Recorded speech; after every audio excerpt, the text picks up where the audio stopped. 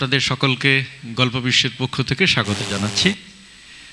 গল্প বিশ্ব বাংলা গল্পের বিশ্বায়ন অ্যান্টোনিম council of global art and literature এসিগাল তারই একটি উদ্যোগ। গল্প বিশ্ব মূলত কথা সাহিত্য নিয়ে আমরা কাজ করি।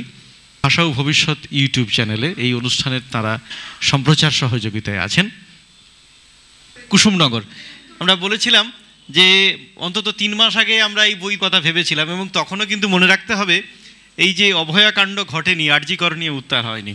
কিন্তু এটা যারা পড়েছেন আপনারা কুসুমনগর, পড়তে পড়তে অবাক হবেন প্রায় 4 দশক আগের প্রেক্ষাপটে লেখা একটি বই কিভাবে আজকের প্রেক্ষাপটের সঙ্গে আজকের সময়ের সঙ্গে মিলে যাচ্ছে। আমি মঞ্চে আহ্বান করছি সাত্যকী হালদারকে। সাত্যকী হালদার, গৌতম অধিকারী এবং সাহিত্যিক রামকুমার মুখোপাধ্যায়, তার 3 জন অভিজিৎ তরফদারের কুসুমনগর নিয়ে আলোচনা করবেন। এবং ঘটনাচক্রে দুটি পরবর্তীকালে আমরা জেনেছিলাম দুটি উপন্যাসই কিন্তু একই পত্রিকায় ধারাবাহিকভাবে পরপর প্রকাশিত হয়েছিল। আমাদের এসিগালের পক্ষ থেকে, গল্প বিশ্বের পক্ষ থেকে 3 জন আলোচককে আমরা একটু উপহার দেব, অভ্যর্থনা জানাবো। প্রথমে সাত্যকী হালদার। সাত্যকী হালদার লেখক, সাত্যকী হালদার। গৌতম অধিকারী, গল্পদেশ পত্রিকা সম্পাদক। অভিজিৎ তরফদার পেশায় চিকিৎসক। এই কথাটা বলা দরকার এই কারণে, এই আখ্যানের সঙ্গে আসলে আখ্যানে একজন চিকিৎসকের কথা আছে। এবং প্রথম যিনি আলোচক সাত্যকীদা, তিনিও ঘটনাচক্রে চিকিৎসক, আলোচক এবং লেখক। আচ্ছা, সবাইকে সশ্রদ্ধ নমস্কার। যে উপন্যাসটা নিয়ে আলোচনা হলো আর যে উপন্যাসটা নিয়ে কথা হবে একটুখানি মেলানোর চেষ্টা করি। 93 সালে কলকাতা শহর থেকে নিমাড় বলে একটা জায়গায়, সেটা হচ্ছে মধ্যপ্রদেশ এবং গুজরাটের বর্ডার, যে গ্রামটার জলসমাধি হয়েছিল পরে, সেখানে কলকাতা থেকে বেশ কিছু ছাত্র নর্মদা মুভমেন্টে প্রথম যারা চলে যায়, আমি এখন ভাবি সৌভাগ্যক্রমে আমি তাদেরই একজন। আজকে আমরা কলকাতার রাজপথে যে মিছিল করছি, সেই মিছিলের সূত্রপাত হয়েছিল ইন্দোর শহরে। ইন্দোর শহরে আমাদের খুব লম্বা মিছিল হতো এবং আমরা নিয়মিত সেটা করতাম। তার আগে অবশ্য ওদের জেএনইউর তৈরি করা একটা ডকুমেন্টেশন, সেই ডকুমেন্টেশন একটা ডকুমেন্টারি 42 মিনিটের, সেইটা আমরা প্রথমে কলকাতাতে দেখাতে শুরু করি। তারপরে আমরা খুবই রকমের 93, 94, 95 সাল এই আন্দোলনটার সঙ্গে জুড়ে যাই এবং মূলত নিমাড়ে, মূলত ইন্দোরে এবং আশপাশের যে জায়গাগুলো, নর্মদার ডিভাস্টেশন, নর্মদার উচ্ছেদ, নর্মদার কান্না, এটা ভারতবর্ষের স্বাধীনতার পরে সবথেকে বড় রকমের কান্না। মেধা পাটেকারকে কলকাতায় নিয়ে আসা এবং কলকাতায় তাকে দিয়ে মিটিং করানো, সেটা আমরা ছাত্র জীবনে করেছি। খুবই কম উপস্থিতি হতো তখন। যাই হোক, সে তো আলাদা কথা। আসলে আজকে যে উপন্যাসটি নিয়ে আলোচনা হলো, সেই উপন্যাসটি আমার কাছে খুব গুরুত্বপূর্ণ এই অর্থে যে নর্মদা মুভমেন্টের একটা প্রকৃত ডকুমেন্টেশন তৈরি হয়ে থাকলো। That is the most important point of this book আমার কাছে, অন্তত যারা সে সময় খুব সক্রিয় ছিলাম।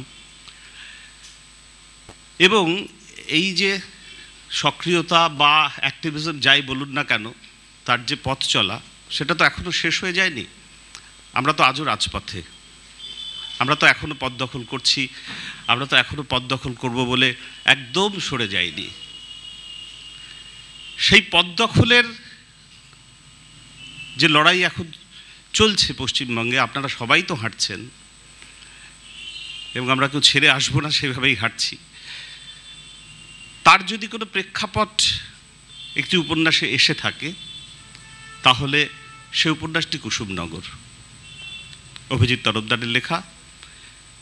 আজকের স্বাস্থ্য ব্যবস্থা নিয়ে যে উদ্বেগ, উৎকণ্ঠা, উদ্বেলন এবং আমাদের লড়াই তো বলবো, তার প্রি ডকুমেন্টেশন কুসুমনগর, একটি উপন্যাস একটি বড় আন্দোলনের পোস্ট ডকুমেন্টেশন, আরেকটি উপন্যাস আরেকটি বড় আন্দোলনের প্রি ডকুমেন্টেশন। আমার বলাটা লেখ্য, আমি পড়ছি। হ্যাঁ, এবার সরাসরি পড়ি। কোনো কোনো আখ্যান পাঠকের আত্মদর্পণ হয়ে ওঠে। কুসুমনগর তেমনই একটি আখ্যান যার মধ্যে দেখতে পাই সময় ও সমাজের ভিতরকার ছবি। কুসুমনগর একটি জায়গার নাম। আখ্যানের কেন্দ্রীয় চরিত্র শিখর একজন ডাক্তার।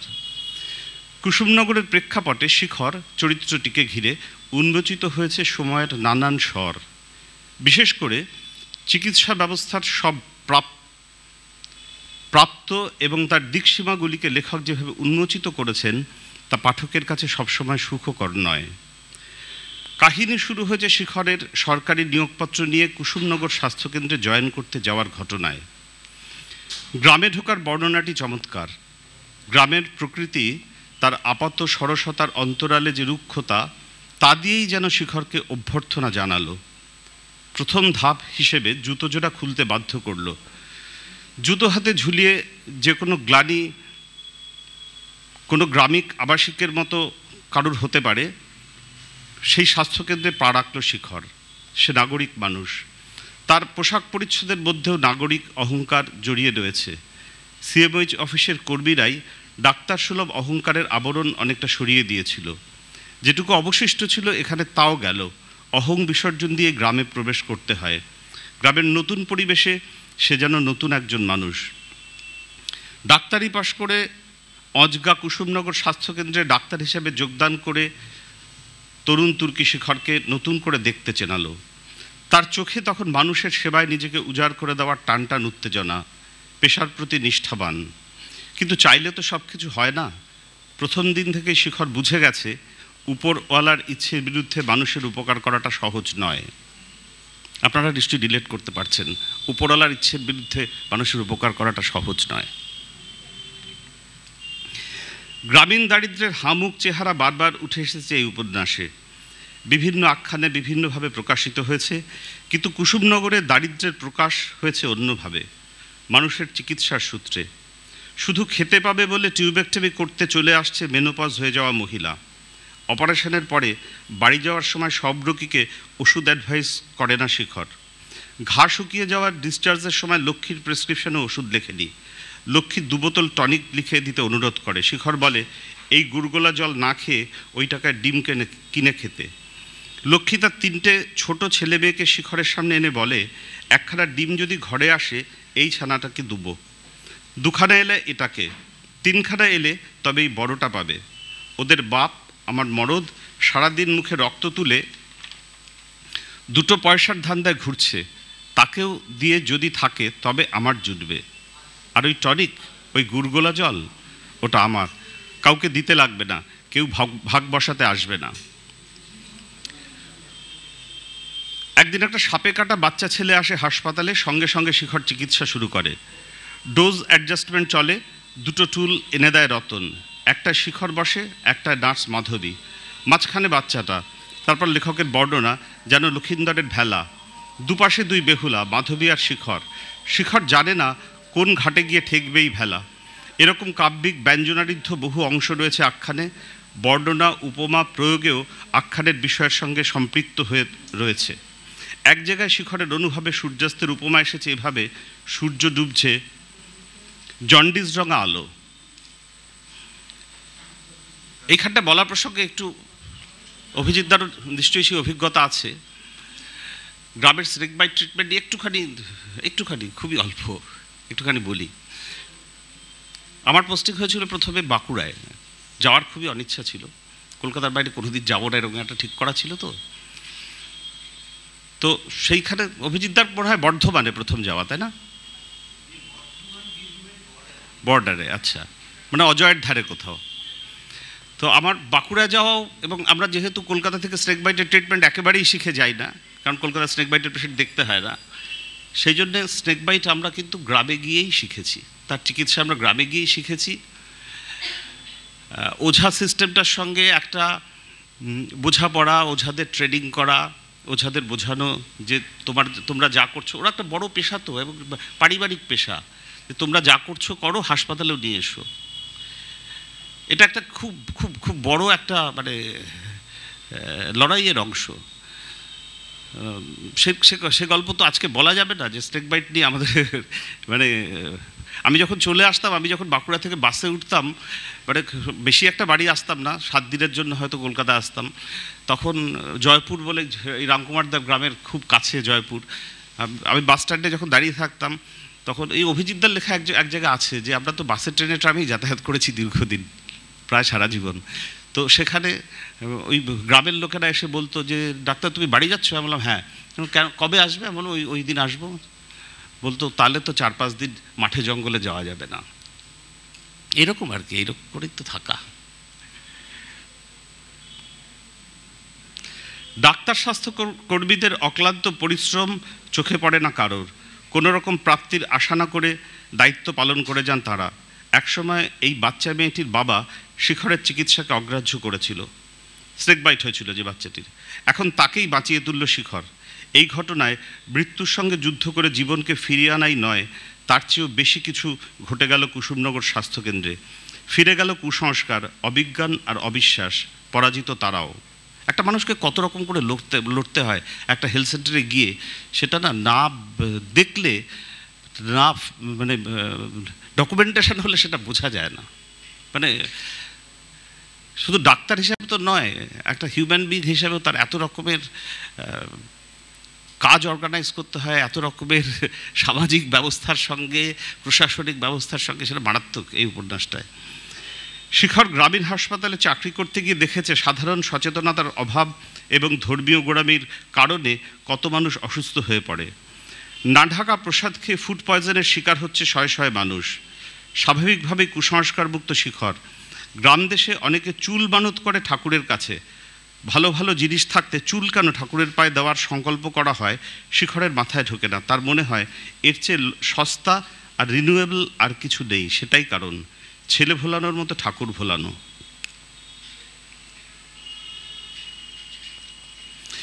চিকিৎসা সংক্রান্ত বাঙালিদের নিজস্ব কিছু ধারণাকে তুলে ধরেছেন লেখক। বাঙালিরা অধিকাংশই গ্যাসে ভোগে। শিখর বলেছেন বাঙালি ছাড়া অন্য কারো এত গ্যাস হয় না, কারণ তারা সকালে ঘুম থেকে উঠে চা খায়। শিখর তার একজন শিক্ষিত রোগীকে বুঝিয়েছিলেন ব্রেকফাস্ট মানে উপবাস ভঙ্গ। ঘুম থেকে উঠলেন, হাত মুখ ধুয়ে খাবার খেলেন, রাত্রিকালীন উপবাস ভঙ্গ হলো। পৃথিবী জুড়ে লোক এটাই করে। আর বাঙালির সকাল শুরু হয় চা বিস্কুট দিয়ে। সকাল 6টা থেকে বেলা 11টা অবধি চা বিস্কুট, চা বিস্কুট, চা বিস্কুট। বেলা 11টায় যখন তিনি রুটি, মুড়ি কিংবা ভাত নিয়ে বসেন, ততক্ষণে পেটটা গ্যাসের কারখানা হয়ে গিয়েছে। রোগী প্রশ্ন করেন, গ্যাসের চিকিৎসা এতই যদি সহজ, অন্য ডাক্তারবাবুরা বলেন না কেন? শিখরের উত্তর, কারণ তাহলে চেম্বারের 80% রোগী সুস্থ হয়ে দেখাতে আসা বন্ধ করে দেবেন, ডাক্তারবাবু মাছি তাড়াবেন। বাঙালিদের চিকিৎসা করবার জন্য অকারণ দক্ষিণ ভারতে যাওয়ার বিষয়টিকে তুলে ধরেছেন সরস ভঙ্গিতে। সময়ের হাত ধরে মানুষের মানসিকতার বদল ঘটে। 1 বছর হাসপাতালে চাকরি করার পর শিখর নিজেই নিজেকে প্রশ্ন করে, শিখর কি ভেবেছিল একটা বছরে জীবন এমন বদলে যাবে? এটা খুবই ইন্টারেস্টিং, এই জীবন বদলে যাওয়াটা। 1 বছরে সত্যি জীবন বদলে যায়। কলকাতা ছেড়ে ওই রকম কোনো গ্রামে চাকরি করতে গেলে, যে গ্রামের কোনো মানে যার জীবনে গ্রামীণ কোনো অভিজ্ঞতাই নেই, ওইরকম একটা জায়গায় দায়িত্ব নিলে অভিজিৎদা নিয়েছিলেন অজয়ের ধারে বর্ধমান আর বীরভূমের মাঝামাঝি, আমি অল্প দূরে বাঁকুড়ায়, তারপরে তো আরও কত জায়গায়। সত্যি বদলে যায়।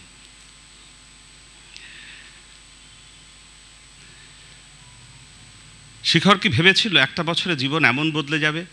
1 বছর আগের শিখর আর আজকের শিখরও কি একই আছে? অভিজ্ঞতার আগুনে শিখর কি হয়েছে? কাঠপুরে আংরা না কয়লা থেকে হিরে? এই অভিজ্ঞতা একই সঙ্গে গ্রাম জীবন, গ্রামীণ রাজনীতি সম্পর্কে, আবার চিকিৎসা ব্যবস্থা সম্পর্কেও। গ্রামের হাসপাতালে না গেলে শিখর বুঝতেই পারত না স্বাস্থ্য ব্যবস্থার আসল চেহারা, উপর থেকে নিচ, শহর থেকে গ্রামের চিকিৎসার ব্যবস্থার প্রকৃত স্বরূপ। সম্প্রতি আরজিকর কাণ্ডের পরে রাজ্যের স্বাস্থ্য ব্যবস্থার কঙ্কালসাল চেহারাটা উদগ্র হয়ে উঠেছে।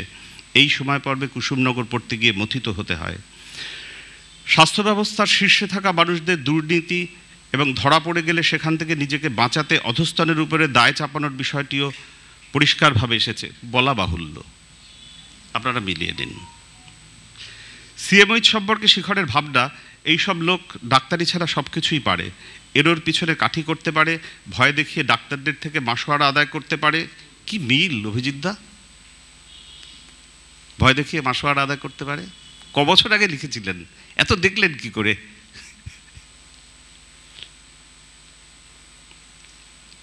কোথায় গেল? মাসোয়ারা আদায় করতে পারে, স্টোরের মাল হাফিজ করে লক্ষ লক্ষ টাকা পকেটে পুরতে পারে। কি বলবো, চাকরি গেলে এরা পথের ফিকিরি, গদি বাঁচানোর জন্য দু একটি ডক্টর নাককে জবাই করবেন, এর এমন কি? শিখরের ডাক্তারি পেশার প্রথম পর্বের ঘটনাগুলি পড়তে পড়তে মনে হয় গ্রামীণ রাজনীতি একই রকম বিপন্নতায় দাঁড়িয়ে রয়েছে। শিখরকে বারবার গ্রামীণ রাজনৈতিক নেতাদের সম্মুখীন হতে হয়েছে। তারা বলে গিয়েছেন, ঘুষ খান, ঘুষ দিন, প্রাইভেট প্র্যাকটিস করুন কোয়ার্টারে, তারা চুপ করে থাকবেন। বিনিময়ে চাই 100% আনুগত্য। শিখর যত হাসপাতালের উন্নতিতে নিজেকে মগ্ন করেছে, ততই তার বিরুদ্ধে ষড়যন্ত্র হয়েছে। একটা মানুষকে চোর, লম্পট, চরিত্রহীন বানাতে বেশি পয়সা খরচ হয় না। আখ্যানটির পাঠক্রিয়ায় অদ্ভুত এক অনুভূতি হয় পাঠকের। বঞ্চনা, দুর্নীতি, স্বার্থপরতার নানান অনুষঙ্গ মূর্ত হয় পাঠকের বোধে। আর এই সমাজ মানুষেরই প্রতিফলন ঘটে চিকিৎসা ব্যবস্থায়। অনুভূতিশীল পাঠক পড়তে গিয়ে বুঝতে পারেন এই আখ্যান প্রকৃত প্রস্তাবে বিপজ্জনক আখ্যান। শুধু সমাজ রাজনৈতিক বিপন্নতা নয়, মানুষের নীতিনৈতিকতার বিপন্নতার বয়ান এই আখ্যান। রোগীদের বিপন্নতার বয়ান, যার মূলে রয়েছে গোটা একটা সিস্টেম, প্রাতিষ্ঠানিক অন্তর্ঘাত। আমরা এখন শুনলাম প্রাতিষ্ঠানিক মার্ডার, এই যে অভিজিৎদা লিখেছিলেন প্রাতিষ্ঠানিক অন্তর্ঘাত। পুরো সিস্টেমের বিরোধিতা করে এই আখ্যান। দুর্যোগময় সময়ের ধ্রুপদী আখ্যান কুসুমনগর। সময়ের সঙ্গে সঙ্গে চিকিৎসা ব্যবস্থা ক্রমশ নিম্নগামী হয়েছে। কর্পোরেট স্বাস্থ্যকেন্দ্রগুলোর কাছে বর্তমান ছাত্রছাত্রীরা বিক্রি হয়ে যায়। শিখরের প্রিয় ছাত্র ছিল অম্লান। শিখর চেয়েছিল সে অধ্যাপনা করবে, কিন্তু বিদেশ থেকে ফিরে এসে সে কর্পোরেট হাসপাতালে জয়েন করে। কারণ বাচ্চাদের এডুকেশন, বাবা মায়ের অসুখ বিসুখ, একটা ভালো থাকার জায়গা, যাকে ডিসেন্ট লিভিং বলে। শিখর নিজে ভাবে অধ্যাপনা শুরুর পরে 20টা বছর বাসে, ট্রামে, মেট্রোয় যাতায়াত করেছে, সে তো কষ্টে ছিল না। অম্লান ছাত্র তৈরি করতে পারত, করলো না। কর্পোরেট হাঁ করেই ছিল, গিলে ফেলতো অম্লানকে। এইভাবে অম্লানরা চলে যাচ্ছে বেসরকারি ক্ষেত্রে, অধ্যাপনা থেকে অর্থ উপার্জনের চোরাগলিতে, আত্মবিশ্বাস থেকে আত্মবিক্রয়ের আপাত সহজ কিন্তু আদতে জটিল সমীকরণে। একজন ডেডিকেটেড ডাক্তার শিখর আজকের চিকিৎসা ব্যবস্থার ক্ষতটিকে চিহ্নিত করেছে। প্রৌঢ় শিখর তার বন্ধু বিশ্বনাথের সঙ্গে আড্ডায় কয়েকটা জরুরি প্রশ্ন তুলেছে। সেখানে সে পরিষ্কার করে বলেছে, যেদিন থেকে স্বাস্থ্যকে সার্ভিস হিসাবে না দেখে পণ্য হিসাবে দেখা শুরু হলো, কনজিউমার গুড হিসাবে বিচার করতে শুরু করলো, সেদিনই স্বাস্থ্য ব্যবস্থার মৃত্যু ঘণ্টা বেজে গেল। পেশেন্ট হয়ে গেল একজন পোটেনশিয়াল লিটিগ্যান্ট। পান থেকে চুন খসলে কোর্টে টেনে নিয়ে যাবে। ডাক্তার যখনই দেখল যে রোগী অথবা তার আত্মীয় স্বজন তাকে বিপদে ফেলতে পারে, সে কোনো রিস্ক নিল না, পাতা ভর্তি ইনভেস্টিগেশন লিখে দিল। সাধারণ ডায়াগনোসিস, ম্যালেরিয়া, টাইফয়েড, যেগুলো পেটে হাত দিয়েই বোঝা যায়, সেগুলোর ক্ষেত্রেও এক জিনিস ঘটতে থাকলো। ফলে চিকিৎসার খরচ বাড়ল হু হু করে। কেস খেয়ে যাওয়ার ভয়ে ডাক্তাররা কোটি কোটি টাকার ইনডেমনিটি করিয়ে রাখলো। সেই ইন্স্যুরেন্সের প্রিমিয়ামও চাপিয়ে দেওয়া হয় রোগীদের ঘাড়ে। ডাক্তার রোগীর সম্পর্কটা বিষিয়ে গিয়েছে। ডাক্তার মানে অসৎ, ডায়াগনস্টিক সেন্টার কিংবা ওষুধ কোম্পানির দালাল। সুযোগ পেলেই তাই রোগীর আত্মীয়রা হাতের সুখ করে নাও। যতক্ষণ না মানুষ এটা বুঝবে যে রোগী মারা গেলে ডাক্তারের না বাড়ে সম্মান, না বাড়ে অর্থ উপার্জন, ততক্ষণ এই সমস্যা যাবে না। অনেকদিন পরে কলেজে এসে এমডি পরীক্ষায় 100% পাস শুনে অবাক হয় শিখর। সমাজে ডাক্তারের দরকার, তাই কোনো অলক্ষ্য নির্দেশকে সকলকে পাশ করিয়ে দেওয়া হচ্ছে, এটাই ভয়ের সবচেয়ে। এই লেখার সবচেয়ে বড় জোর অভিজ্ঞতার জোর। ব্যক্তিগত অভিজ্ঞতা থেকে একজন ডাক্তার লেখক তার আত্মানুভূতির কথা তুলে ধরেছেন এই আখ্যানে। লেখক নিজের সময় এবং নিজের শ্রেণীর সঙ্গে বোঝাপড়া করেছেন। এই অর্থে ব্যক্তি অভিজিৎ তরফদারের দোসর ডাক্তার শিখর। কুসুমনগরকে আত্মজৈবনিক যদি নাও বলা যায়, আত্মদার্শনিক লেখা তো বটেই। উপন্যাসটির আঙ্গিক এবং কথনশৈলী খুবই গুরুত্বপূর্ণ। সংস্কৃত আলঙ্কারিকেরা তটস্থ বিচারের কথা বলেছেন। নদীতে নেমে নয়, তটে দাঁড়িয়ে নদীর জলে স্রোতের বিচার করতে হয়। নিরপেক্ষ দূরত্ব থেকে না দেখলে কোনো ঘটনা বা সময়কে সঠিকভাবে উপলব্ধি করা যায় না। এই আখ্যানের প্রোটাগনিস্ট শিখর, প্রৌঢ় শিখর, তার যৌবনের অভিজ্ঞতাকে তুলে ধরেছে। ডায়েরিতে সে লিখেছে তার কর্মজীবনের প্রথম পর্বের কথা, মাঝে মাঝে সমসময়ের কথাও বলেছে। একটা সময়ের মধ্যে ঢুকে পড়েছে অন্য একটা সময়, বর্তমান থেকে অতীতে, অতীত থেকে বর্তমানে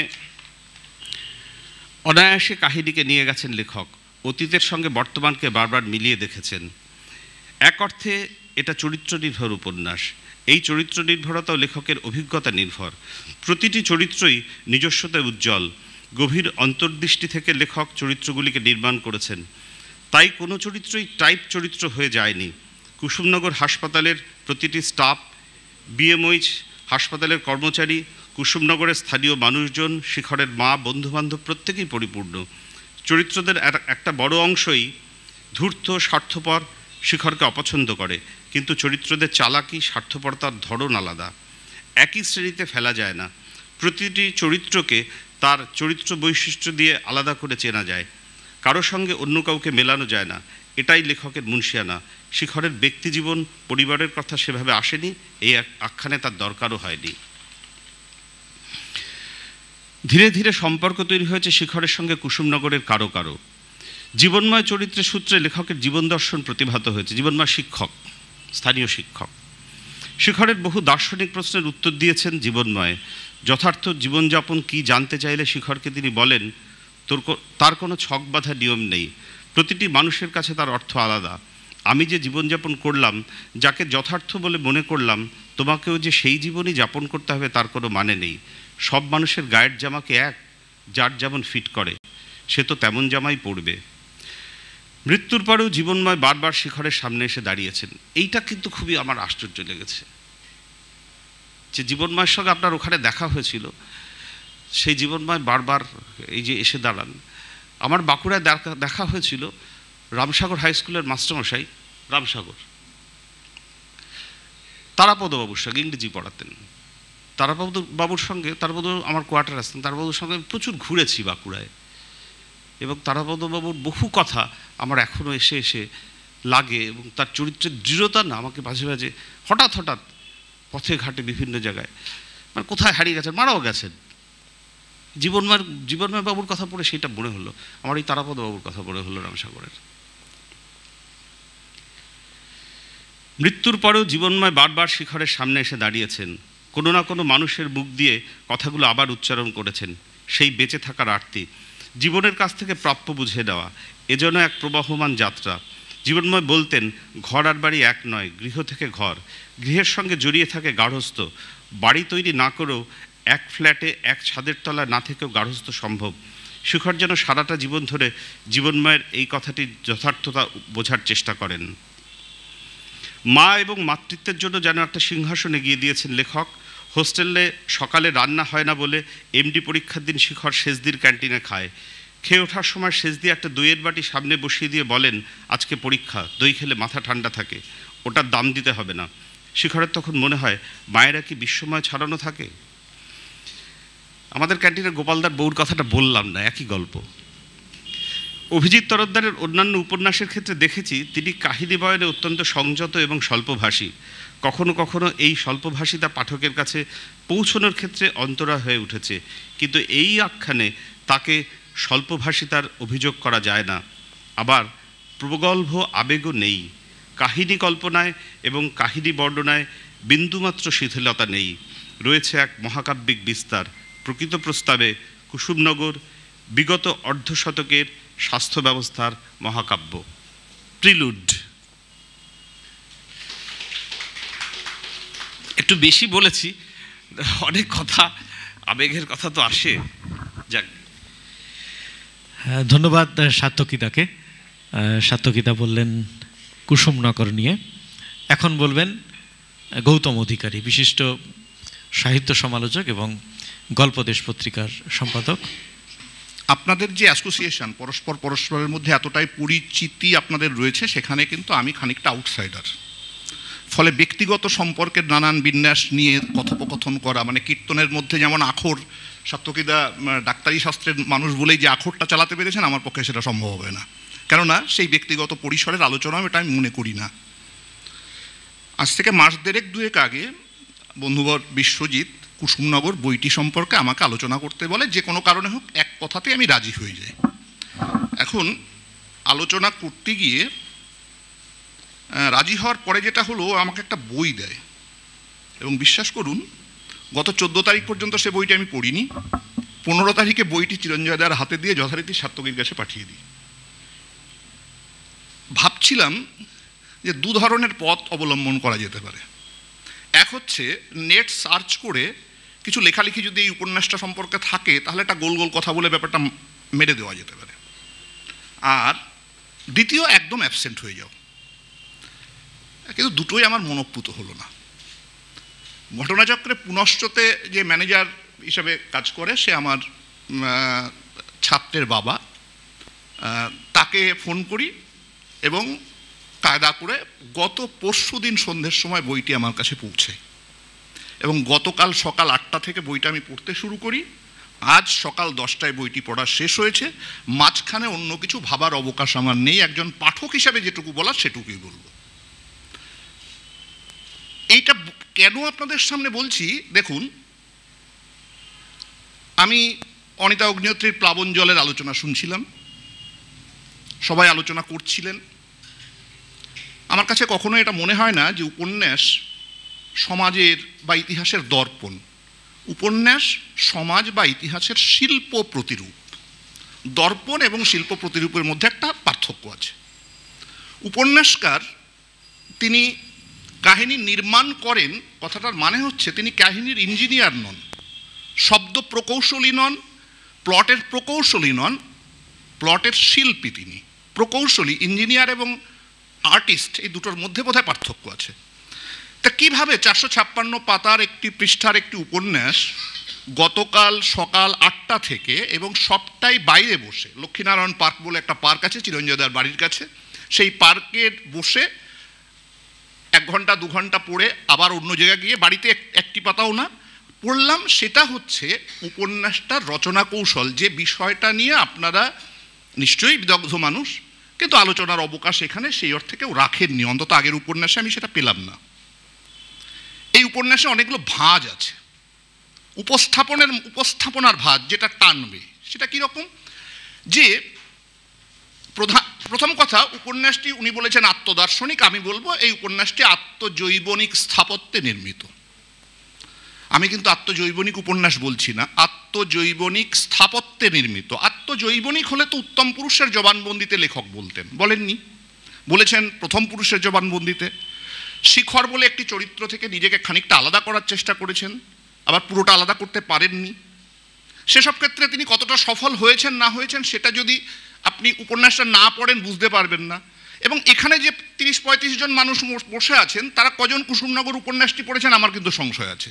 কারণ আমার বন্ধুস্থানীয় 4 জন এখানে হাজির আছে, আমি 4 জনকে জিজ্ঞেস করলাম, তারা একজনও পড়েনি।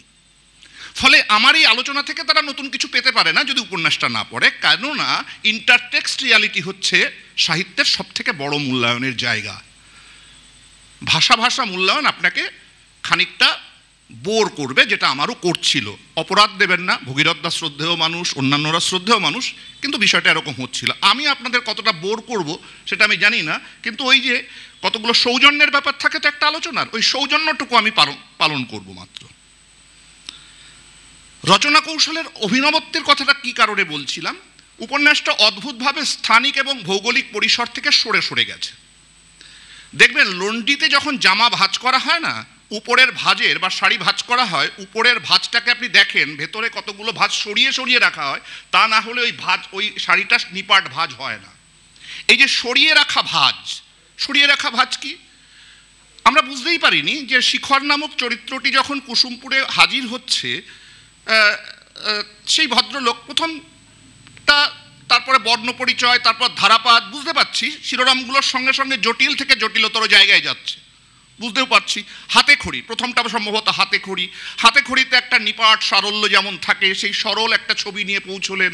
তারপরে বর্ণ পরিচয় একটু দেখলেন, তারপর ধারাপাত, একটা জটিল বৃত্তের মধ্যে পৌঁছচ্ছে। এইভাবে উপন্যাসটা এগোচ্ছে। হঠাৎ করেই দেখা গেল যে অবসরপ্রাপ্ত, চাকরি থেকে অবসরপ্রাপ্ত শিখর, সে তার ডায়েরি লিখছে। তার মানে একার্থে সেই উপন্যাসের লেখক, তার হয়ে লেখক আমাদেরকে বলে দিচ্ছেন মাত্র। এটা হচ্ছে রচনা কৌশলের একটা দিক। দ্বিতীয় হচ্ছে, দেখুন, অভিজিৎ তরফদারের লেখার সঙ্গে আমার পরিচয় একেবারে নেই তা নয়। পত্রপত্রিকার পাতায় আছে, যেটুকু সামান্য পড়াশুনো করি তা থেকে আছে, এবং সেক্ষেত্রে আমার একটা বিশ্বাস জন্মেই ছিল যে কুসুমনগর পড়তে গেলে আমার খুব কষ্ট করতে হবে না, কেননা ওনার ভাষার প্রতি, ভাষার যে সারল্য, এই যে ল্যাটিন আমেরিকার আমদানি করা সাহিত্যের যে জটিলতর বাক্যবিন্যাসের যে ব্যাপার ট্যাপার থাকে না, অতঃপর তাহার পর ইহা হইল, ইহা না হইতে কি হইতো, ইত্যাদি ইত্যাদি, ওই ব্যাপারটা অভিজিৎ তরফদারের যে নেই এটা আমি জানি। ফলে আমার পড়তে কিন্তু অসুবিধে হয়নি, একদম টান টানভাবে পড়ে গেছি, এবং বলা যেতে পারে বিশ্রামহীনভাবে। তাহলে এই ভাষার গুণটা তার কাছে গুরুত্বপূর্ণ। এবং আরেকটা বিষয়, তিনি এক একটা বিষয় যখন বলছেন, গল্পটা বলতে বলতে হঠাৎ করে থেমে যাচ্ছেন, থেমে গিয়ে অদ্ভুতভাবে দার্শনিক কথা বললেন, এবং তার ভেতরে কতগুলো শব্দ প্রয়োগ করছেন, সুনির্দিষ্ট শব্দ, যে শব্দটি যেন গোটা টেক্সটের একটা অন্তর্দর্শন হিসেবে ফুটে আসছে। এই যে নির্মাণ শৈলীটা, এবং বলছি স্থানিক পরিসর সরে যাচ্ছে, কখনো কুসুমপুর, কখনো ছেলের বৌমা, সম্ভবত নাম তিয়াস, সে যে স্কুলে শিক্ষকতা করে তার ওখানে, সেখানে ছেলের সঙ্গে ছেলের বৌমার সম্পর্ক, ছেলের যে আজকের সমাজ ভাবনার পরিপ্রেক্ষিতে তার যে অপচয়, সেই অপচয়ের শ্বশুরের সঙ্গে তার স্ত্রীর অবৈধ সম্পর্কের যে পরিসরটা কানে শুনছেন, এটা অদ্ভুত ধরনের অন্তর্ঘাত শুধু নয়, এর গা শিউড়ে ওঠে। মানে ভাবা যাচ্ছিল না প্রথমে যখন আমি তিয়াস, তিমির বা তিতির এদের সঙ্গে পরিচিত হচ্ছি, শিখরের সঙ্গে, তখন এটা আমি বুঝতেই পারিনি। কিন্তু দ্বিতীয়বার যখন তাদের আমদানি, এবং ছেলেটি মদ খাচ্ছে, সে একটা কর্পোরেট সেক্টরে চাকরি করে, তার স্ত্রী খুবই ভালো মেয়ে, এবং বাথরুমের আড়াল থেকে শ্বশুরের সঙ্গে একই বিছানায় শুচ্ছ, লজ্জা করে না, এই কথাটা যখন শুধু ভেসে আসছে, তখন বুঝতে পারছি যে সংকটটাকে লেখক কত দারুণভাবে ধরতে পেরেছেন। আবারও বলছি, আমি জানি এই কথাগুলো আপনাদের ভালো লাগছে না, কেননা আপনারা গল্পটার মধ্যে ঢোকেননি, অনুরোধ করবো ঢুকতে। এবার এগুলো যেমন এগুচ্ছে, এই যে নির্মাণ শৈলীর এই জায়গা থেকে অজস্র চরিত্র তিনি আমদানি করেছেন, অজস্র চরিত্র। এখন আত্মজৈবনিক উপন্যাসের একটা বৈশিষ্ট্য থাকে, আমাদের বাংলা সাহিত্যের আত্মজৈবনিক উপন্যাসের উদ্গাতা বলা যায় শরৎচন্দ্রকেই, শ্রীকান্ত, তারপর প্রেমাঙ্কুর আতর্থীর মহাস্থবির জাতক, এরপরে উত্তম পুরুষের জবানবন্দি ছেড়ে আত্মজৈবনিক স্থাপত্য নির্মাণ করলেন আরণ্যকে, বিভূতিভূষণ বন্দ্যোপাধ্যায়, ধাত্রীদেবতায় তারাশঙ্কর, সুলেখা সান্যাল তৈরি করলেন নবাঙ্কুরে। আত্মজৈবনিক স্থাপত্যের উপন্যাস, কিন্তু উত্তম পুরুষের জবানবন্দিতে লেখা নয়। এই উপন্যাসগুলোর একটা বৈশিষ্ট্য, চলার পথটা খুব সরলভাবে এগোয়, এবং অসংখ্য চরিত্র সেখানে এসে ভিড় করে। সেই চরিত্রগুলোর সঙ্গে ওই মূল চরিত্রটির যে সংঘাত, তার ভেতর দিয়ে এক একটা সত্য ফুটে ওঠে। এখন স্বাস্থ্য ব্যবস্থার ভেতরে কি সমস্যাগুলো আমরা জানি, আমরা বাইরে থেকে জানি। আমরা কি জানি? হাসপাতালের ওষুধ বাইরের ফার্মেসিতে বিক্রি হয়। আমরা কি জানি? হাসপাতালের ডাক্তারবাবু নন প্র্যাকটিসিং অ্যালাউন্স নেন, কিন্তু বাইরের চেম্বারে বসে চেম্বার করেন। আমরা কি জানি? হাসপাতালে ইনডোর ব্যবস্থা থাকলে সেখানে যদি একজন গর্ভবতী মেয়ের ডেলিভারি করানোর সুযোগ থাকে, তা সত্ত্বেও তিনি সেটাকে একটা নার্সিংহোমে রেফার করেন। এই যে জটিলতর বিষয়গুলো, মানে ভেতরের এই ঘটনাগুলো আমরা ওপর বুঝি। ডাক্তারবাবু বিশেষ করে স্বাস্থ্য প্রশাসনের সঙ্গে যারা যুক্ত, শুধু ডাক্তারবাবু বললে হবে না, মানে যে ডাক্তারবাবু প্রাইভেট প্র্যাকটিস করেন তিনি সবটা বুঝবেন না। স্বাস্থ্য প্রশাসন এবং স্বাস্থ্য শিক্ষা, এই দুটোর সঙ্গে যার অঙ্গাঙ্গী সম্পর্ক আছে, তারা এটা ভালো করে উপলব্ধি করতে পারেন। তা আমার মনে হয়েছে যে অভিজিৎ তরফদার স্বাস্থ্য প্রশাসনের সঙ্গে যুক্ত ছিলেন, স্বাভাবিকভাবেই তিনি এগুলো এনেছেন, এবং সেখানে আনতে গিয়ে মানুষের যে সাধারণ কি বলবো প্রবৃত্তি, আর পাঁচটা ক্ষেত্রেও যেমন, এক্ষেত্রেও তেমন। মানে স্বাস্থ্য ব্যবস্থার ব্লক মেডিকেল অফিসার ভদ্রলোকটি বন্ধাত্মকরণের জন্য যে ক্যাম্প করে টাকা নেন, আরে বাবা, এক স্কুলের হেডমাস্টার মশাই সর্বশিক্ষা অভিযানের জন্য একইভাবে টাকা নেন। দুটো পার্থক্য, দুটোর খুব একটা ফারাক টারাক নেই, ব্যাপারটা একই। বা লাইব্রেরির গ্র্যান্টের ভিত্তিতে হেডমাস্টার কত টাকা সেখানে কি করবেন সেটা হয়। মানে আমি শিক্ষার সঙ্গে যুক্ত ছিলাম বলে আমি সেগুলো খানিকটা দেখেছি, যদিও খুব অকপটে বলি, আমি আমার নিজের প্রতিষ্ঠানের দুর্নাম করব না, এবং এটা সত্য যে আমার প্রতিষ্ঠানে কখনো এগুলো হয়নি, কিন্তু অন্যত্র হয়েছে, লক্ষ্য করেছি। এখন এগুলো আমার কাছে খুব গুরুত্বপূর্ণ নয়। কেন গুরুত্বপূর্ণ নয়? আমি তো পশ্চিমবঙ্গের স্বাস্থ্য ব্যবস্থা নিয়ে আলোচনা করতে আসিনি।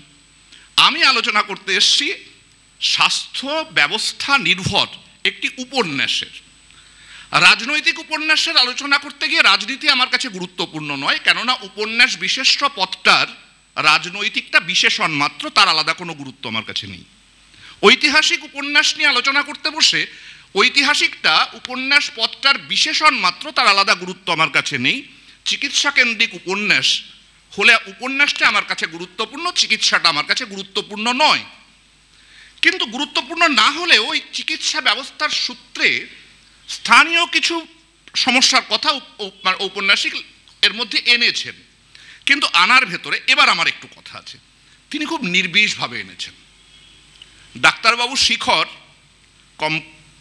কোয়ার্টারে ঢোকার কয়েকদিন পরে বাথরুমে ঢুকেছিল স্নান করতে।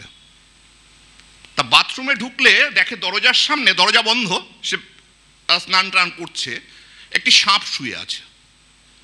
সে ভয় পেয়ে গেছে, শহরের মানুষ। তা পাশে চৌবাচ্চার উপর উঠে গেছে, চৌবাচ্চার ঘুলঘুলু দিয়ে স্টাফদের ডাকছে। এই তো বিষয়টা। তারা এলো, তারা এসে বলল, বের করে দিল, বলে স্যার ভয় পাবেন না, ওটা আসলে ঢোড়া সাপ। মানে আমরা দক্ষিণবঙ্গের মানুষ, দক্ষিণ যারা মানে দক্ষিণ চব্বিশ পরগনা, তারা ওকে বলে ঢ্যামনা সাপ।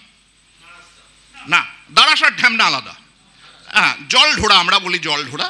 আমি একটু কমিউনিকেট করতে পারলাম যে উপন্যাসটা পড়তে পড়তে আমার যেটুকু মনে হয়েছিল প্রকৃতির বর্ণনা, যে মধ্যবঙ্গের একটা, রাঢ়বঙ্গ ছোঁয়া মধ্যবঙ্গের একটা ভূগোল এই উপন্যাসের বিষয়।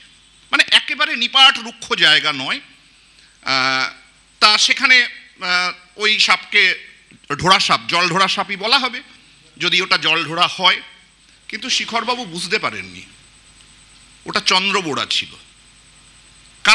যারা সর্প সাপ নিয়ে কাজ করে তারা সাপ ধরতে গেল, ধরতে গিয়ে তারা বলল আপনি ভুল করেছেন, ওটা জল ঢোড়া নয়, ওটা চন্দ্রবোড়া। আমাদের ঔপন্যাসিক কি বুঝেছেন আমি বলতে পারবো না, কিন্তু আমাদের শিখর চৌধুরী বোঝেননি যে বাংলার গ্রামীণ জীবনের রাজনীতিটা অতটা নির্বিষ নয় যে সাতকড়িরা চুপ করে থাকবে, বা গৌরহরিরা যে অন্নদা বা অন্নপূর্ণা বলে যে মেডিকেল স্টোর চালায়, সেখানে ভ্যাসেক্টমি বা লাইগেশনের সমর্থন না দেওয়ার পরিপ্রেক্ষিতে চুপ করে পড়ে থাকবে, এটা নয়। তারা কিন্তু আসলে এক একটা চন্দ্রবোড়া। আমি বলবো লেখকের দৃষ্টির এখানে ঘাটতি আছে। তিনি সমাজের ওই বিষাক্ত জায়গাটাকে জল ঢোড়া ভেবেছেন, সেটা যে চন্দ্রবোড়া বোধহয় ঠিকঠাক ধরতে পারেননি। এই ঘাটতিটুকুর কথা আমাকে বলতেই হচ্ছে, এটা একটা দিক। দ্বিতীয়, এইবার বলি যে হ্যাঁ, অসংখ্য চরিত্র আসবে উপন্যাসে। একটি প্রধান চরিত্রকে এগিয়ে নিয়ে যাবার জন্যে অসংখ্য চরিত্রের আমদানি হবে। যে চরিত্রটিকে প্রয়োজন হবে সেই চরিত্রটিকে খানিকটা আমি এগিয়ে নিয়ে যেতে পারি, অনেক চরিত্রকে সরিয়েও যেতে হয়। কিন্তু আপনি বলুন তো, আমি ঔপন্যাসিককে জিজ্ঞেস করছি না, উনি এখন চুপচাপ থাকুন, বরং আমার কাছে জিজ্ঞাসা এই জায়গায় যে জীবনময় চরিত্র কি আরেকটু স্পেস পেতে পারতো না? জীবনময়ের পারিবারিক এবং কতগুলো আরো কতগুলো ইনফরমেটিভ সীমাবদ্ধতা আমার ধরা পড়েছে, সেগুলো আলাদা করে বলবো। কিংবা ধরুন খুব ভালো মুহূর্ত তৈরি হয়েছিল কালী যখন, মানে একটু আপনাদের বলে নিই, কালী বলে যে মানুষটা, সে হাসপাতালের ডি গ্রুপ স্টাফ। তা সে এক নার্সের প্রেমে পড়েছিল ব্লকে। তাকে বিয়ে করার পরে একটি ছেলে হয়, তার নাম হারান। এই কালী, রহস্যময় ব্যাপার যে সেই নার্স আত্মহত্যা করে। এরপরে কালী বিভিন্ন বাড়িতে যায়, তার ভিতরে পুণ্যি বলে একটি মেয়ে, তার সঙ্গে তার একটা সম্পর্ক, পাড়ার লোকজন শিকল টিকল তুলে তাদেরকে সিঁদুর টিঁদুর পরিয়ে দেয়। তা পুণ্যিকে নিয়ে হসপিটালে আসে, সে আসার পরে তার একটি মেয়ে হয়। মেয়ে হওয়ার পরে হঠাৎ একদিন দেখা গেল হারান হারিয়ে যায়। আসলে কালীর ভেতরে এক অন্য কালী, কালী মদ টদ খায়, সব ঠিক আছে, কিন্তু কালীর ভেতরে এক বাবা কালী লুকিয়েছিল। লেখক কিন্তু অদ্ভুত কৌশলে সেই বাবা কালীকে মূর্ত করেছেন। আমরা শুরুতে টের পাইনি, হারান হারিয়ে গেল, এখানে সেখানে কেউ নেই। মেডিকেল হেলথ সেন্টারের ডাক্তার হিসাবে থানায় গিয়ে ডায়েরি পর্যন্ত করা হয়েছে। এরপরে একদিন দেখা গেল হারান তার মামা বাড়ি থেকে এসছে। পরে জানা গেল যে কালী চক্রান্ত করে পাঠিয়েছিল হারানকে তার মামা বাড়ি, কেননা ওই হারানোর পরিপ্রেক্ষিতে পুণ্যির মনের মধ্যে যে ভাবনা তৈরি হবে, তাতে করে একটা অন্য ধরনের পারিবারিক বন্ধন তৈরি হবে, এবং সেটা তৈরি হয়েছে। এটা উপন্যাসের একটা পজিটিভ দিক। এরকম পজিটিভ দিক আরও আছে, মানে এইরকম পজিটিভ দিক অনেক রয়েছে, কিন্তু মানে সবগুলো বলা যাচ্ছে না, আর সময়টা বেশি নিয়ে ফেলছি, তাই তো সবগুলো বলাও যাচ্ছে না, আমি বলতেও চাইছি না। কিন্তু আমার লেখকের কাছে একটা অনুরোধ আছে, মানে অনুরোধ বলবো না, একেবারে সরাসরি অভিযোগ আছে। আপনি জীবনময়ের জন্য সময় দিয়েছেন, আপনি শিবশঙ্কর সামন্ততান্ত্রিক মনোভাব থেকে তার যে সামাজিক মানে অবনমন ঘটছে, তার মেয়েটি নাপিতের ছেলের সঙ্গে চলে গেছে বলে তাকে বাড়ি ছাড়া করে তার সম্মান বাঁচাচ্ছেন, তার জন্য আপনি সময় দিয়েছেন। শিবশঙ্কর তো ভদ্রলোক নন, তার জন্য আপনি সময় দিয়েছেন। আচ্ছা, শিখর চৌধুরীর জন্য আপনার এতটুকুও দরদ নেই কেন? এই কথাটা বলছি, শিখর যেদিন এমডিতে পাশ করার রেজাল্ট নিয়ে কুসুমনগর ফিরছে, আপনি অদ্ভুতভাবে একটা চিঠি সেখানে পৌঁছে দিলেন, যাতে তার প্রেমিকা লিখছে যে ওই গ্রাম জীবনে গিয়ে সে থাকতে পারবে না। মানা যাচ্ছে না। ডাক্তার শরীরের অঙ্গ প্রত্যঙ্গ নিয়ে, নারী পুরুষ সবার অঙ্গ প্রত্যঙ্গ নিয়ে কাজ করে, কিন্তু ডাক্তার দিনের শেষে একজন মানুষ। তার অনুভূতির জগৎটাকে আপনি এভাবে খুন করতে পারেন না। কেন, কিভাবে খুন করেছেন? অভিযোগটা এইভাবে করি যে তারপরে একবারের জন্য সে অপর্ণার নাম নেয়নি।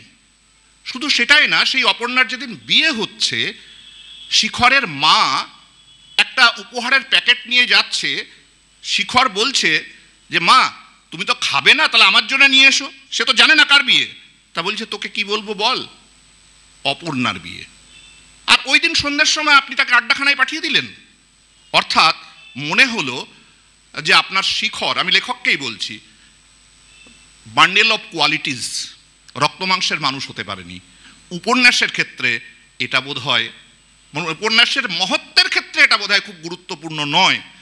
শুধু একটা কথা দিয়ে যাচ্ছি, উপন্যাসটা পড়েছি, ভালো লেগেছে সমস্ত দিক থেকে। উপন্যাসটা নিয়ে আমি আলাদা করে লিখব, কেননা আপনার উপন্যাসটি নিয়ে দুটি লেখা বেরিয়েছে।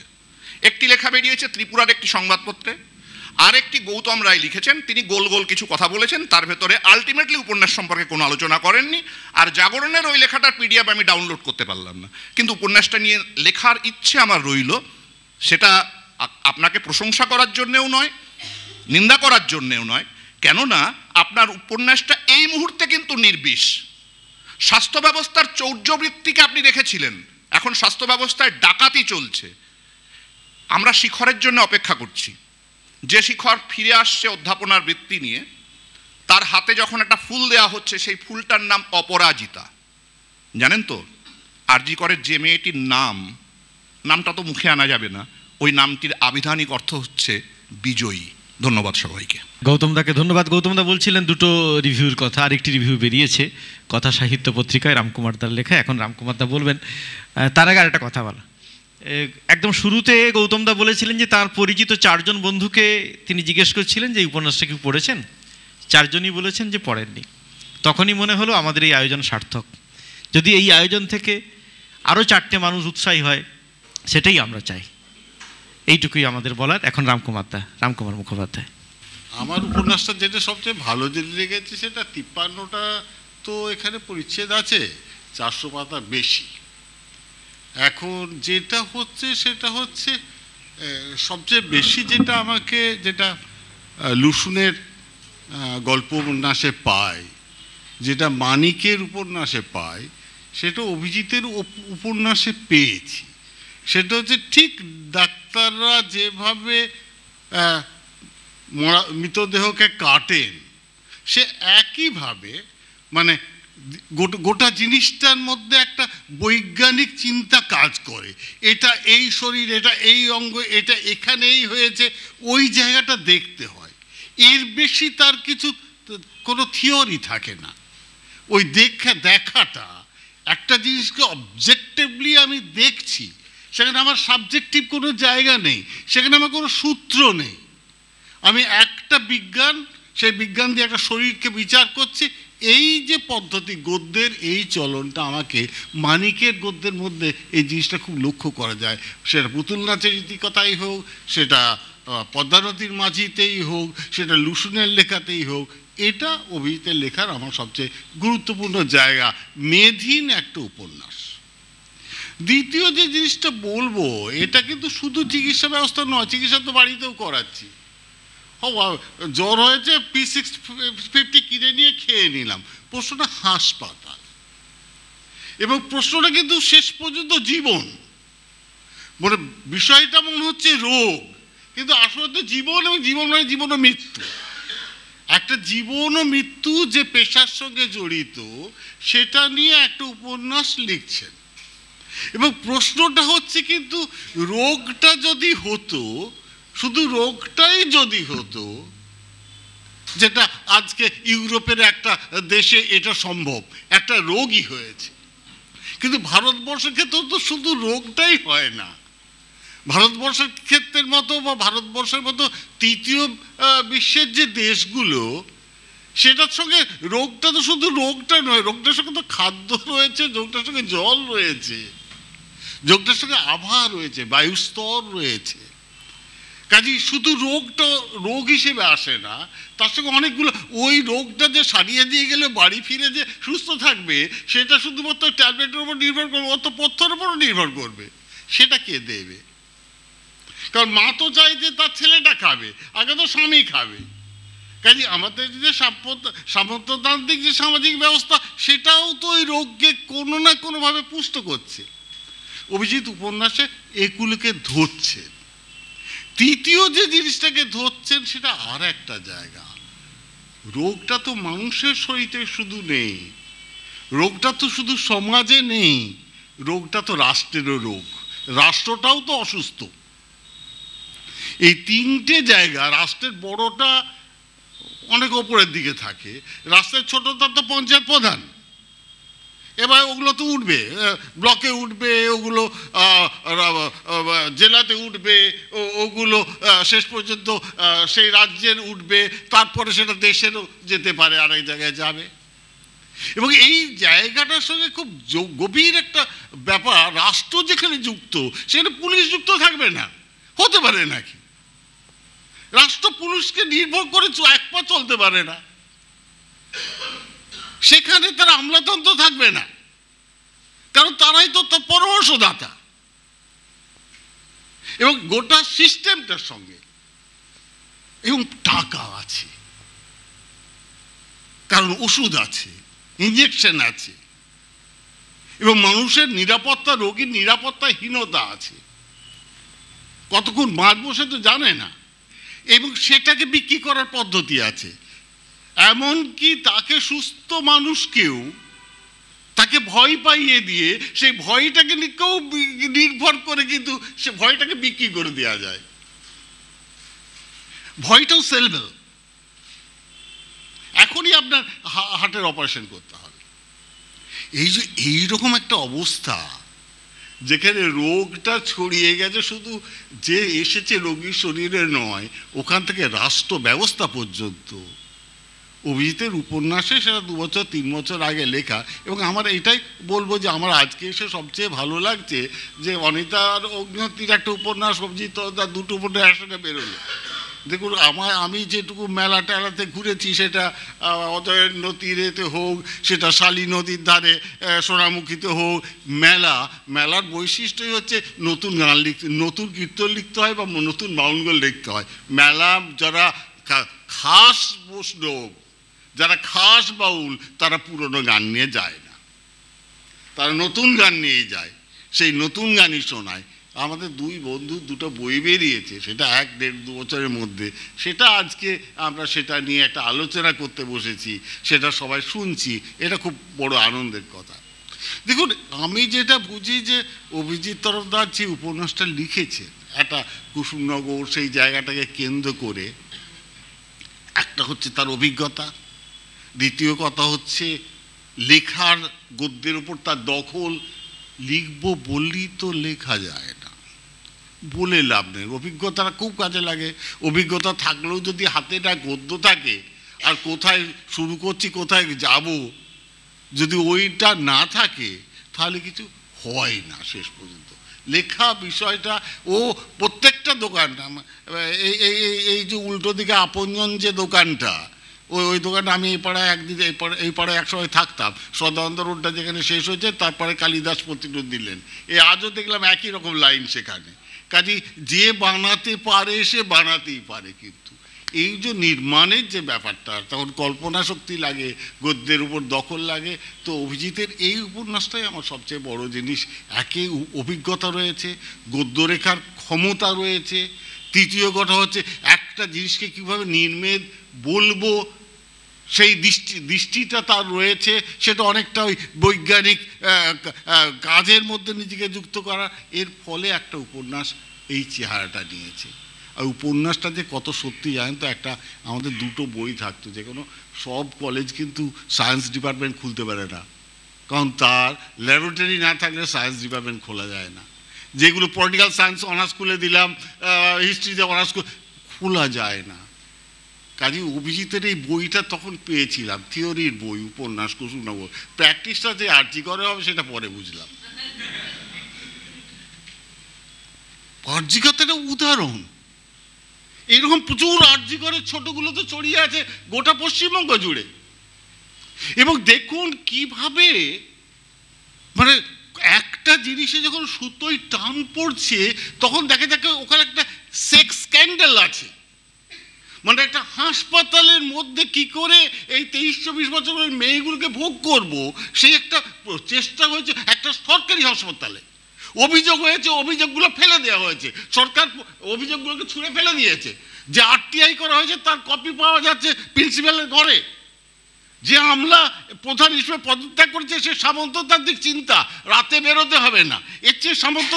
এই রাস্তার ওপরে তপন থিয়েটারে, এই রাস্তার বাঁদিকে আর কয়েকটা বাড়ি পড়ে, এখানে 365 দিনের মধ্যে 200 দিন নাইট রিহার্সাল হয় থিয়েটারে। এবং সেই সব শুধু ছেলেরা নয়, মেয়েরা যাদের বয়স 20, 22, 25, 30, তারা রিহার্সাল দিতে ঢোকে রাত 9টায়, তারা বেরোয় 2:30, 3টেই, কোনো বন্ধুর মোটর বাইকের পেছনে করে তারা বাড়ি ফিরে। আপনি একটা সার্কুলার জারি করলেন, ডিউটি করতে হবে না, পশ্চিমবঙ্গকে চেনেন না, তাহলে কি এতদিন পশ্চিমবঙ্গের আপনি নিয়ন্ত্রণ করতে গিয়েছিলেন? যে পুলিশের উপর মানুষ আস্থা হারিয়েছে। 7,000 লোক একটা জায়গায় জমা হলো, 60 সেকেন্ডে হয়েছিল। 7,000 লোক যেখানে জমা হলো 8 ঘন্টা জমা হতে সময় লেগেছে। সেখানে কোনো পুলিশ ছিল না, কোনো খবর এলো না।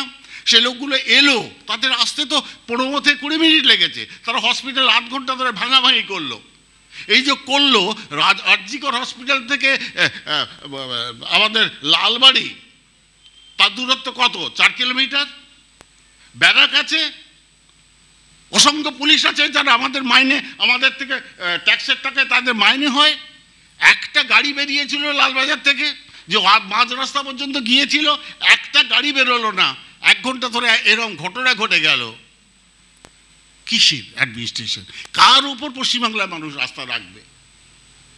সত্যটা তো এই তো, কুসুমনগরের সত্যটা হচ্ছে একটা গ্রামীণ সত্য বলে সেটা এতটা আসে না। আর এখানে সত্যটা অনেক বেশি প্রকাশ পেল, কারণ কলকাতার ওপর কোথাও প্রকাশ পেল না, কোথাও এখানে মিডিয়া আছে। কাজে কোথায় আমরা আছি এতদিন, কোথায় আছি আমরা আর আমরা একটা অংশ বুঝতে চাইও নি। কারণ আমরা সরকারি যে অংশটা সমাজে যাদের কথার দাম আছে, যে অংশটা মঞ্চে মিটিং করে, তারা প্রাইভেট হসপিটালে চলে যায়। যেহেতু ওর মধ্যে আমাদের ব্যক্তিগত ইন্টারেস্ট নেই, ততটা স্বার্থ জড়িত নেই, সেজন্য আমরাও মুখ খুলিনি।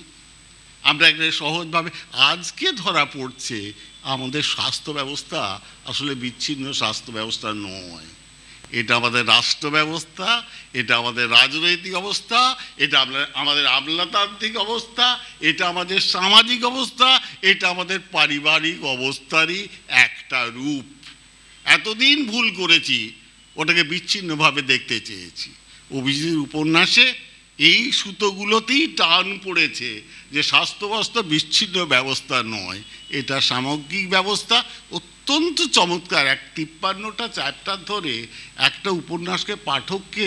আর অভিজিতের উপন্যাসের একটা জিনিস আমার ভালো লেগেছে, বলাইচাঁদ মুখোপাধ্যায় লিখেছেন, নিহাররঞ্জন রায় লিখেছেন, নিহাররঞ্জন গুপ্ত লিখেছেন, অনেকেই ভুল বলছি না, জনপ্রিয় উপন্যাস, কত বই বিক্রি হয়, মানে তারা এই বই বিক্রি করেই বড় বড় বাড়ি। কিন্তু মুশকিলটা হচ্ছে অভিজিৎ উপন্যাসের যেটা আমার সবচেয়ে ভালো লেগেছে, যে অভিজিৎ ডাক্তার পেশেন্টের যে জায়গাটা, এটা তো হাত দিয়ে দেখতে হয় পালসটা ঠিকঠাক আদৌ চলছে নাকি, কতক্ষণ চলবে। কাজে এই যে কাছাকাছির যে জায়গাটা, মানে ওই মঞ্চ আর শ্রোতার মধ্যে যেন উঁচুতে আছি, মানে আমি একবারেই পুরোটা ডায়ালগে চলছে নাটকের যেটা হয় আর কি, সেটা নয়। ওই অনেকটা পাঠককে কাছে নিয়ে উপন্যাসটা লিখতে পেরেছে, এইটা আমার ভালো লেগেছে। মানে ওই পুরুষ ঠাকুর আর ভক্তের মাঝে যেমন একটা স্তরবিন্যাস হয়ে যায়, বক্তা এবং শ্রোতার মাঝে একটা স্তরবিন্যাস হয়ে যায়, অভিনেতা দর্শকের মাঝে, সব লেখক এবং পাঠকের মধ্যে অনেক সময় কিন্তু এরকম একটা স্তরবিন্যাস তৈরি হয়। ওর উপন্যাস পড়লেই বোঝা যায় আমি লেখকের স্তরে নেই, যেটা বারবার ব্রেক ভাঙতে চেয়েছিলেন নাটকে। অভিজিৎ এটা করতে পেরেছেন, যেহেতু পেশেন্টকে সামনে দেখেছেন, তার সঙ্গে একটা সম্পর্ক তাকে তৈরি করতেই হয়েছে। কাজেই সেই জায়গা থেকে পাঠকের সঙ্গে আমাদের যেটা, ওপর থেকে উপন্যাসটা লেখেননি, উপন্যাসটা আমাদের স্তর থেকেই লিখেছেন। শুধুমাত্র ডাক্তার সেটা লিখেছে, কিন্তু ওই জায়গাটা তৈরি করতে পেরেছে। বহুস্বরতা যেটা, সেটা উপন্যাসে তৈরি হয়েছে। শুধু ডাক্তারের স্বরটা ফুটে ওঠেনি, রোগীর স্বরটাও ওখানে ফুটে উঠেছে। সামাজিক স্বরগুলো, অনেকগুলো স্বরকে কুসুমনগরে ও মেলাতে পেরেছে। এটা যদি শুধু ডাক্তারের স্বর হতো পড়া যেত না, কারণ সেটা একেবারেই, আমি তো প্রেসক্রিপশন পড়বো না, আমি তো উপন্যাসই পড়ছি। কাজে উপন্যাস যখন পড়বো তখন আমি উপন্যাসিক হিসেবেই সেটা বিচার করব, আর বাকি সব তো তাকে দিয়েছে। আমি ঝড়ের সন্ধ্যাকে নিয়েই উঠবো আজকে। ধন্যবাদ। রামকুমার দাকে ধন্যবাদ। এখন অভিজিৎ দা প্লিজ। আচ্ছা, অভিজিৎ দার হাতে আমাদের যে টোকেন উপহার তুলে দেবেন বিশ্বদীপ চক্রবর্তী, এশিকালের ডিরেক্টর।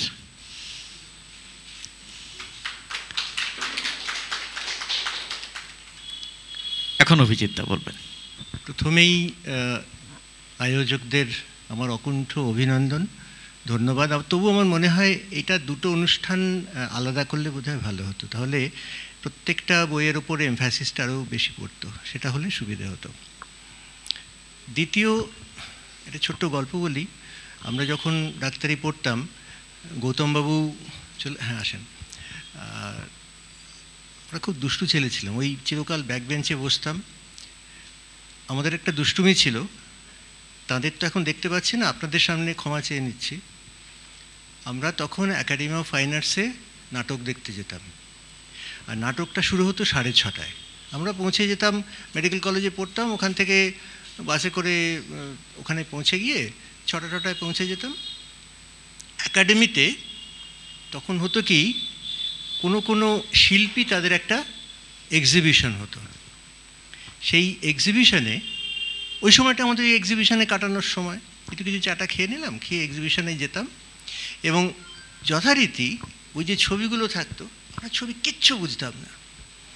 করতাম কি, ছবিগুলোর খুব কাছে যেতাম, 5 পা পেছিয়ে আসতাম, 10 পা পেছিয়ে আসতাম, একদম দেওয়ালের কাছে চলে যেতাম, বিভিন্ন অ্যাঙ্গেল থেকে ছবিগুলোকে দেখতাম। এরকম মিনিট 5 দেখার পরেই শিল্পী চলে আসতেন। শিল্পীকে তো আমরা দেখতে পাচ্ছি, বুঝতে পারছি, তিনি দূর থেকে আমাদের দেখছেন, তিনি কিন্তু ছবিগুলো দেখছেন না, তিনি আমাদের দেখছেন। কাঁধে ঝোলা, দাড়ি, চশমা, এলোমেলো চুল। একটা কথা বলবো? হ্যাঁ, নিশ্চয়ই বলুন। একটা খাতায় গিয়ে দিতেন একটু মতামত। আমরা তখন যে প্রশ্নটা করতাম সেটা হচ্ছে, আবার ক্ষমা চেয়ে নিচ্ছি যে সেই শিল্পীদের কাছে, তারা তো এখন নেই, বলতাম, আচ্ছা ওই যে ছবিটা এঁকেছেন একটু বুঝিয়ে দেবেন। এইটা বলার পর সেই শিল্পী চোয়াল ঝুলে যেত, চোখগুলো ছোট হয়ে যেত, এবং কী যে মুখের ভঙ্গি হতো সে না বললে বিশ্বাস করতে পারবেন না। সেই জন্য যে কোনো একটা লেখা, তারপরে যদি আপনি লেখককে বলেন লেখাটা একটু বুঝিয়ে দেবেন, তার থেকে বিড়ম্বনা ওই শিল্পীর যা অবস্থা, একেবারে সেই অবস্থা আজকে আমার মতন লেখকের, আমার মনে হয় অনিতাদিরও তাই। সুতরাং একজন লেখকের কাছে সবচেয়ে বড় বিড়ম্বনা হচ্ছে লেখাটা বুঝিয়ে দেওয়া, এবং লেখাটা বুঝিয়ে দেওয়ার ভেতরেই আমি যাচ্ছি না। যে কোনো যারা পড়ছেন তারা নিজের মতন করে লেখাকে বিশ্লেষণ করবেন, এটা ভবিষ্যতের জন্য, লেখা তো একটা ভবিষ্যতের জন্য থাকে। আমি প্রথমে একটি কথা আমি মানে অকুণ্ঠ ধন্যবাদ জানাই গৌতমবাবুকে, তার কারণ এখানে লেখার বিষয়বস্তু নিয়ে প্রচুর আলোচনা হয়েছে, কিন্তু লেখার শৈলী নিয়ে সেইভাবে আলোচনা হয়নি। অনিতাদির লেখা নিয়েও হয়নি, আমার লেখা নিয়ে গৌতমবাবুই ধরার চেষ্টা করেছেন। যেহেতু সময়ের পরিসর কম, হয়তো পুরোটা ধরে উঠতে পারেননি। আমি খুব কৃতজ্ঞ থাকব যদি আপনি লেখেন, যথেচ্ছ সমালোচনা করবেন। আমার চামড়া খুব পুরু, কিন্তু যেভাবে আপনি বললেন ওইভাবেই সমালোচনা করুন। আপনার সঙ্গে সব জায়গায় আমি সহমত নই, হতে পারি না, লেখক এবং পাঠক তারা তো সহমত হবেন না, কিন্তু এইটা নিয়ে বোধহয় আলোচনাটা যারা সমালোচনা করছেন তাদের সম্বন্ধেও আমার অনুরোধ যে একটুখানি লেখার শৈলী নিয়ে আলোচনা করাটা দরকার। আর একটা খুব খুব পার্টিনেন্ট প্রশ্ন উনি তুলেছেন, সেটাও বলি, আবার একটা দুষ্টুমির কথা বলি। সেটা হচ্ছে তখন আমরা মাঝে মাঝে বাংলা একাডেমিতে যেতাম। বাংলা একাডেমিতে আমাদের থেকে অনেক বড় বড় মানুষ, তারা সব ওখানে বসে থাকতেন। একবার এরকম হচ্ছে, একটা ওরকম আলোচনা হচ্ছে, উনিও সেই সব যে অনুষ্ঠানে থাকতেন, খুব ভারী ভারী বড় বড় লোক আর কি। তা সেখানে একটা ওইরকম আলোচনা হচ্ছে কোনো একটা উপন্যাসিককে নিয়ে বা এরকম আধুনিক সাহিত্যের ধারা ইত্যাদি। তখন আমরা সবে লিখতে শুরু করেছি। তো সেইখানে যারা অনুষ্ঠানের আয়োজক ছিলেন তাদের কাছে গিয়ে আমি চুপি চুপি বলেছিলাম, আচ্ছা একটা অনুরোধ আছে, যদি এটা করা যাবে কি? হ্যাঁ বলো। এই যে যারা বলছেন যে আধুনিক সাহিত্যে যারা যারা প্রতিনিধিত্ব, স্থানীয় লেখক তারা যে লিখেছেন, এবার আমরা যদি তাদের জিজ্ঞেস করি যে এই মুহূর্তে যারা লিখছেন, আমরা প্রত্যেককে 4টে করে অপশান দেবো, 4টে নাম দেবো যে এই লেখকদের আমরা মনে করছি তারা এই আধুনিক লেখক যারা লিখছেন, তাদের যে কোনো একজন সম্বন্ধে তারা 2 মিনিট বলুন। যারা সমালোচনা করছেন তারা 2 মিনিট বলবেন, ইমপ্রম্পটু, তাদের আগে থাকতে বলা হবে না। এই ইস্যুটা কিন্তু গৌতমবাবু তুলেছেন, যে 4 জনকে জিজ্ঞেস করেছেন, 4 জনই কিন্তু এই লেখাটার সম্বন্ধে কিছু জানেন না, অথচ এই উপন্যাসটা 2 বছর ধরে সংবাদ প্রতিদিনের রবিবারে ধারাবাহিকভাবে প্রকাশিত হয়েছিল। এটা প্রমাণ করে যে তথাকথিত কোট আনকোট জানার সমালোচক তারা আধুনিক সাহিত্য সম্বন্ধে ততখানি খোঁজ খবর রাখেন না। এটা হয়তো আমার অন্যায় হচ্ছে খানিকটা বলা, কিন্তু এটা আমি না বলে পারছি না যে তারা কিন্তু আধুনিক সাহিত্য বলতে তারা সেই জিনিসগুলোই বোঝেন যেগুলো তথাকথিত খুব নাম করা যে প্রতিনিধি স্থানীয় যে কাগজগুলি সেইগুলিতে যেগুলি বেরোচ্ছে সেইগুলিতেই তারা পড়ছেন, এবং তাছাড়া যে ছোট কাগজে যেগুলো বেরোচ্ছে সেগুলো সম্বন্ধে তারা হয়তো সেইভাবে অবহিত থাকছেন না। হ্যাঁ, এটা তো অহংকার, গর্ব না, একটা যাই হোক, হ্যাঁ সে বলছি পড়িনি আর কি ইত্যাদি। সেটা আমার খুব ভালো লাগছে যে এই প্রসঙ্গটা তুলেছেন। আমি শেষ করব, তার আগে লেখক তো তার পরিচয় তো তার লেখা। আমি এই লেখার থেকে একটা পাতা শুধু পড়ছি, আবার বলছি আপনাদের অনুমতি নিয়েই, এই লেখাটা বিষয়মুখী লেখা নয়, কিছুটা চরিত্রমুখী, খানিকটা ফ্লো অফ কনসিয়াসনেস।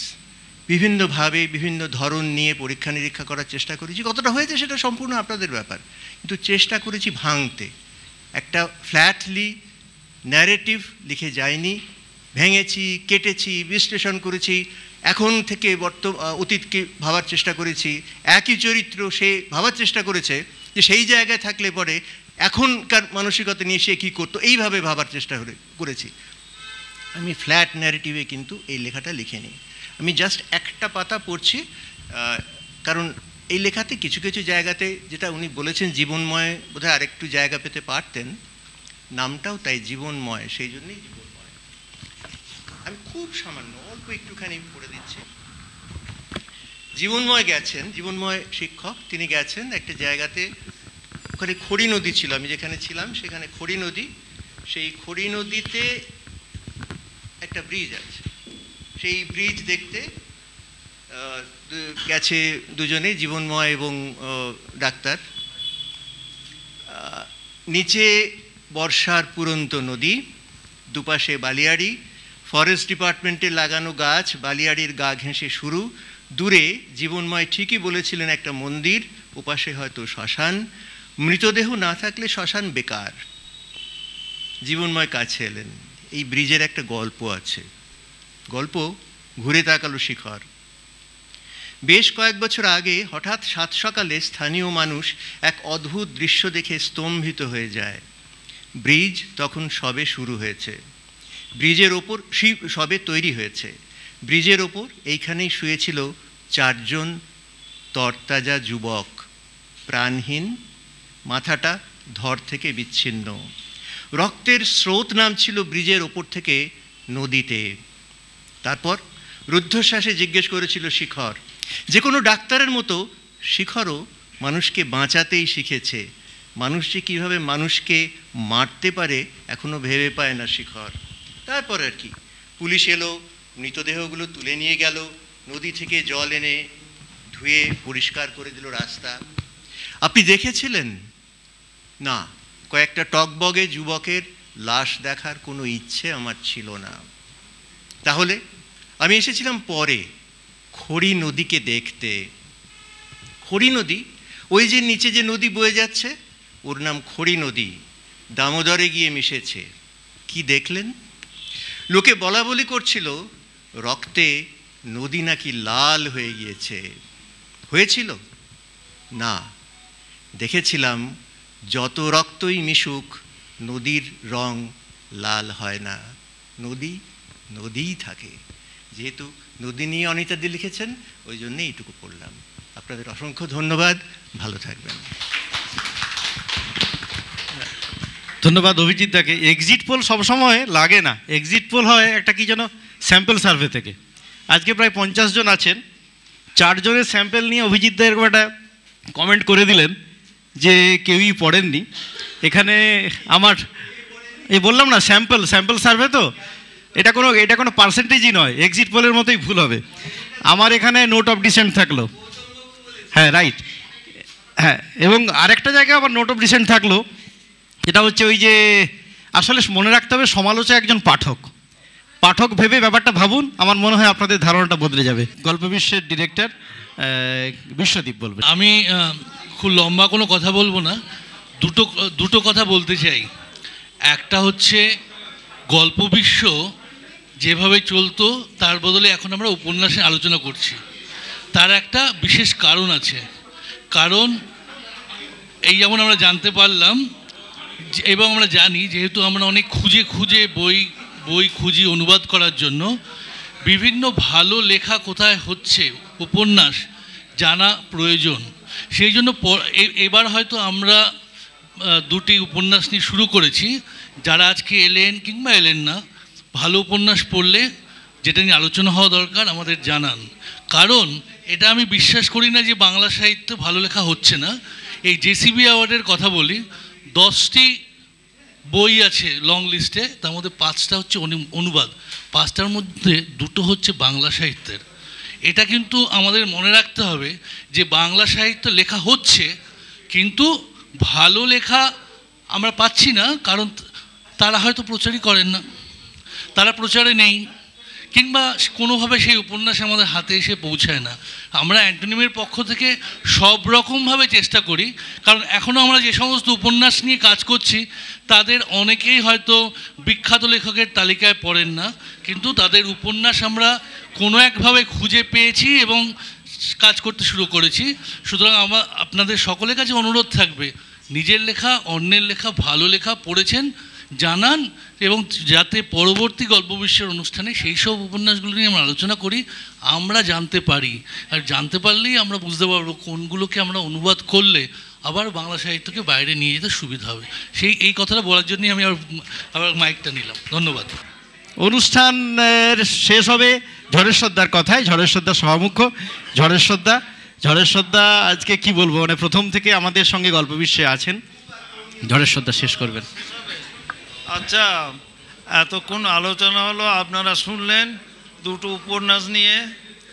যাই হোক, 2টো উপন্যাসের মধ্যে একটা নির্মাণ এবং উন্নয়নের নির্যাতন আর একটা ডিসেকশন, যেটা মনে হলো আমার। এই বলে আজকের সভা শেষ হলো।